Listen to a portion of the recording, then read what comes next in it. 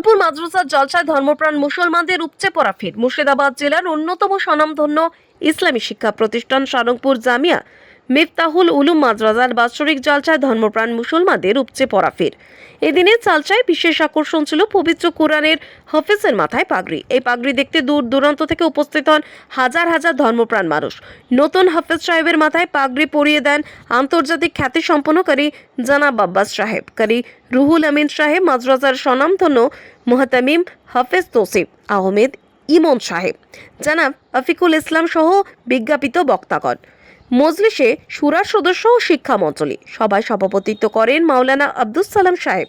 বক্তব্য রাখেন মুসা সসিরে কুরআন মাওলানা সাইফুদ্দিন সাহেব, মাওলানা ইউসুফ সাহেব, মাওলানা মুত্তালিব সাহেব, মাওলানা মুখলেসুর রহমান, মাওলানা আনিসুর রহমান প্রমুখ।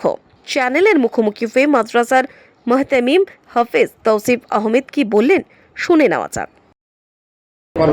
আজকে আমাদের কর্মসূচি ছিল আমাদের সারাংপুর জামিয়া মিফতাহুল উলুম মাদ্রাসার বাৎসরিক জালসা।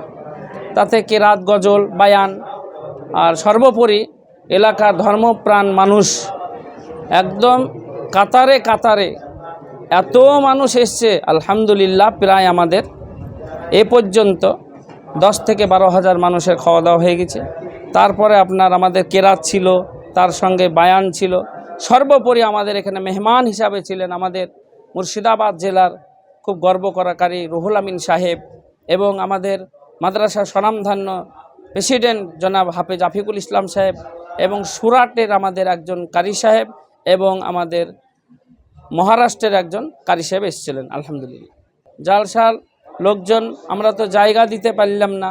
মনে হচ্ছে আগামী বছর আমাদেরকে আবার দ্বিতীয় জায়গার জন্য আমাদেরকে প্রস্তুত নিতে হবে, না হলে আমাদের যা আজ মানুষের ঢল নেমেছে এগুলো হচ্ছে সব আল্লাহর পাঠানো মেহমান এবং মাদ্রাসা আল্লাহ রসুলের মাদ্রাসার ওপর ভালোবাসা।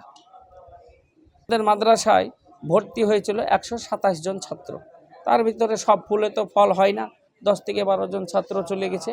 এইভাবে আমাদের বাংলা, ইংরেজি, অঙ্ক, তার সঙ্গে আমাদের মেন সাবজেক্ট আরবি, উর্দু এগুলো তো আছেই। আমরা চাইছি ছেলে একজন মায়ের, কিন্তু সন্তানটা জাতির, ওকে মানুষের মতো মানুষ করার জন্য যেভাবে শিক্ষা দরকার আমরা এই 19 জন শিক্ষক মিলে আমরা সেই শিক্ষা দেওয়ার জন্য আমরা প্রস্তুত ইনশাআল্লাহ। ভবিষ্যৎ পরিকল্পনা বলতে গেলে আমি তো আমাকে অনেকেই জেলার জানেন, আমি একটা বড় মাদ্রাসায় ছিলাম। যেহেতু বড় জায়গায় থাকা মানুষ ছোট জায়গায় তো থাকতে কষ্ট হবে। ইনশাআল্লাহিল আজিজ জেলাবাসীর কাছে আমার আবেদন, এই মাদ্রাসা কতদূর যাবে সেটা আল্লাহ পাক ভালো জানেন।